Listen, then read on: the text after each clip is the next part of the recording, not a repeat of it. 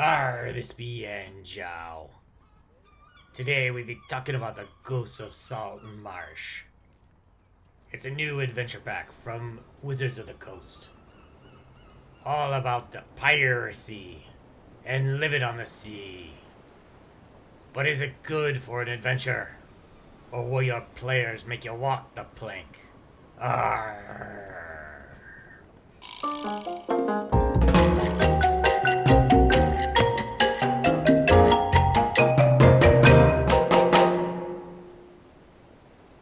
You may be asking yourself, Yanja, why are you talking like this?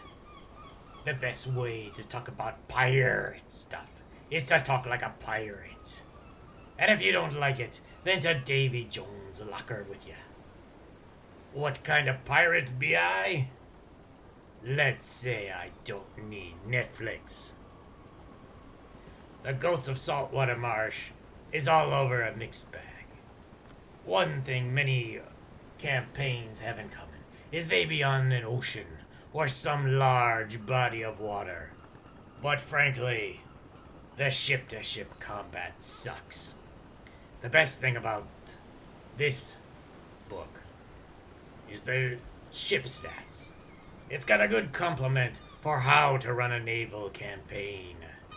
Be it the navy of your country or piracy. Next to ninjas, who doesn't love a pirate? Arr. This has a lot of great stats for boats.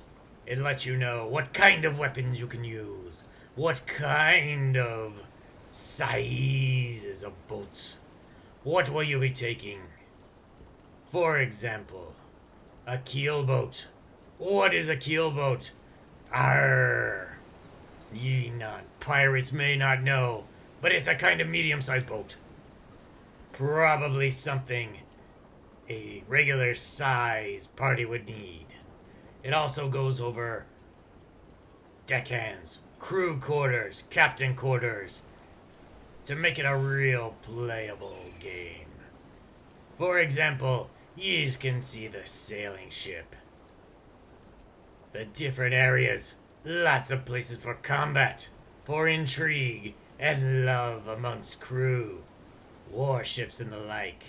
They give you special instructions for the combat, arr, and traveling at sea, and different ocean environments. It'd be pretty useful. The other nice features of this campaign simply be the characters. You have some nice content in the sense of new backgrounds. They be giving you enough information to start a campaign. The city of SaltMarsh itself, it ain't too bad.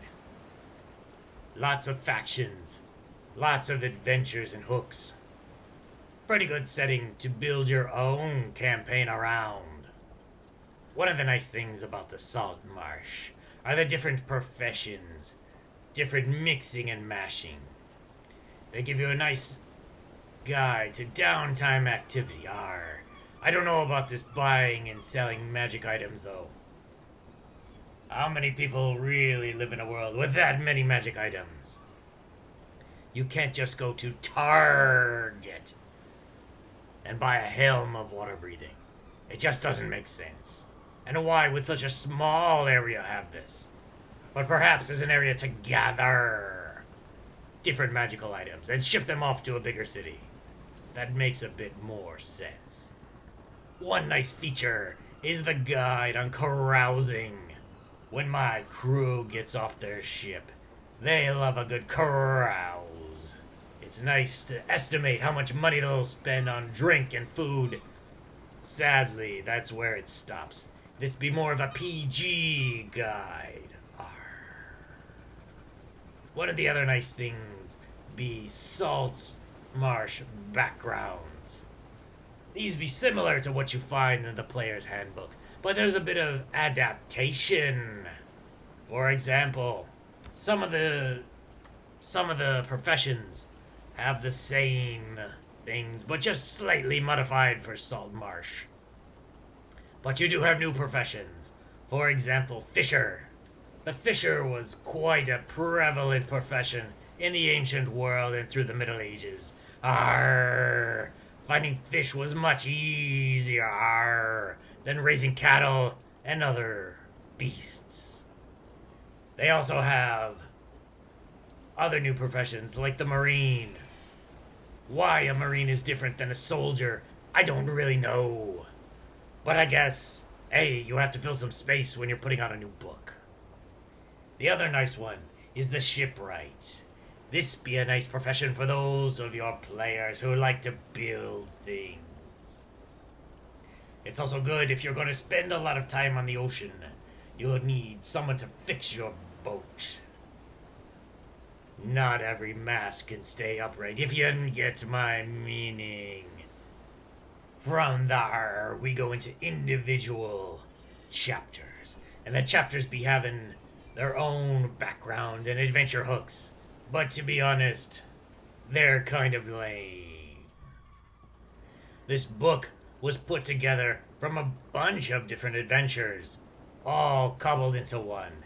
It really doesn't make as much sense, and it's not a very compelling adventure. You would be better off with Tomb of Annihilation, or even Mop. However, these quests be pretty good if you need a little filler in your own adventures. They're good for modeling, especially at lower levels.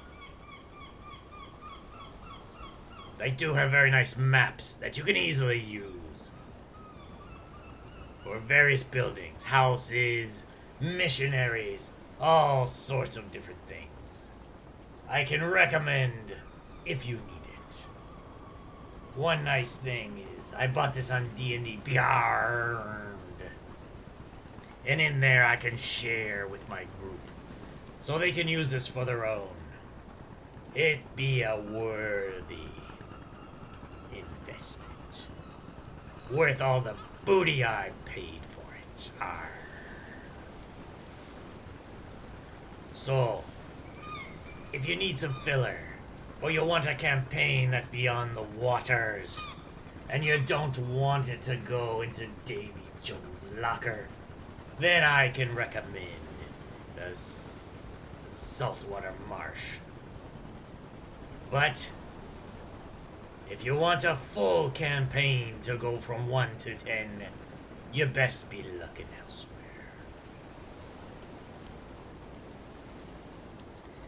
This being Jow signing off. If you like the content, please subscribe and like. It be helping me out a lot. And I'll be back with a non-annoying voice for the next episode.